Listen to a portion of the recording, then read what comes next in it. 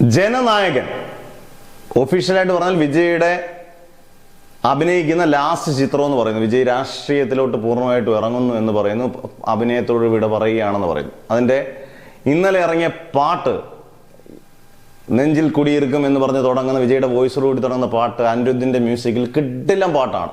ഇപ്പം തന്നെ വിജയുടെ ഒരു സ്റ്റാറിന്റെ ആലോചിച്ചോണം. ഇളയ ദളപതി വിജയ് എന്ന് പറയുന്ന രജനീകാന്തിനോടൊപ്പം അല്ലെങ്കിൽ രജനീകാന്തിനോടൊപ്പം തന്നെ അല്ലെങ്കിൽ അതിന് തൊട്ട് താഴെ വിജയ്ക്ക് സ്ഥാനം ഉണ്ട് എന്നുള്ളതാണ്. തമിഴ്നാട്ടിലെല്ലാം മൊത്തത്തിൽ ഇന്ത്യൻ സിനിമയിൽ വിജയുടെ സ്ഥാനം കൊമേഴ്ഷ്യലി ഭയങ്കര വലുതാണ്. 2.5 കോടി ജനങ്ങൾ ഈ വീഡിയോ ചെയ്യുമ്പം 2.5 കോടി ജനങ്ങളാണ് ആ പാട്ട് ഇതുവരെയും കേട്ടത്.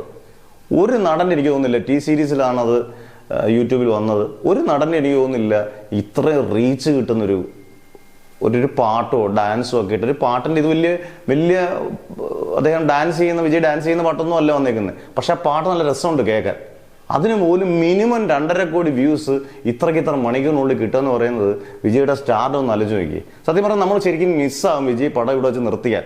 കാരണം ഈ എന്തൊക്കെ പറഞ്ഞാലും വിജയുടെ പൊട്ടപ്പടമാണെങ്കിൽ ആദ്യത്തെ ഫസ്റ്റ് ഷോ, ഞാൻ പറയുന്നത് ഫസ്റ്റ് ഷോ എല്ലാവരോടും ഒരുമിച്ചൊന്ന് കാണുന്നൊരു ഓളം ഉണ്ടല്ലോ, അതൊരു വല്ലാത്ത ഫീലാണ്.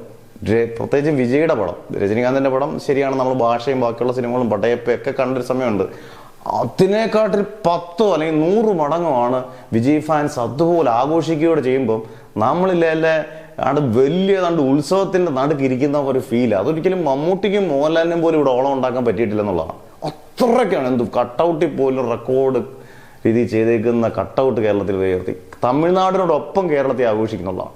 എന്തായാലും വിജയ് ഇനിയും പടം ചെയ്യട്ടെ എന്നൊക്കെയാണ് നമ്മളൊക്കെ പ്രാർത്ഥിക്കുന്നത്. കാരണം ഒരു ഓളം ഉണ്ടാക്കാൻ എപ്പോഴും നടൻ വേണം, പ്രത്യേകിച്ച് ഈ ഫസ്റ്റ് ഷോയ്ക്കൊക്കെ.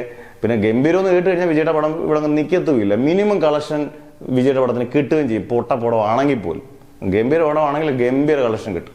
എന്തായാലും ജനനായകൻ ഗംഭീര വിജയമാവട്ടെ, അതിനുള്ള സാധ്യതകളൊക്കെ ഉണ്ട്. എന്തായാലും രാഷ്ട്രീയവും സിനിമ സ്റ്റൈലിലും ഒക്കെയാണ് ആ പാട്ട് വന്നേക്കുന്നത്. എന്തായാലും പേര് പോലെ തന്നെ ജനനായകനാകട്ടെ വിജയ് എന്ന് നമുക്ക് ആശംസിക്കാം.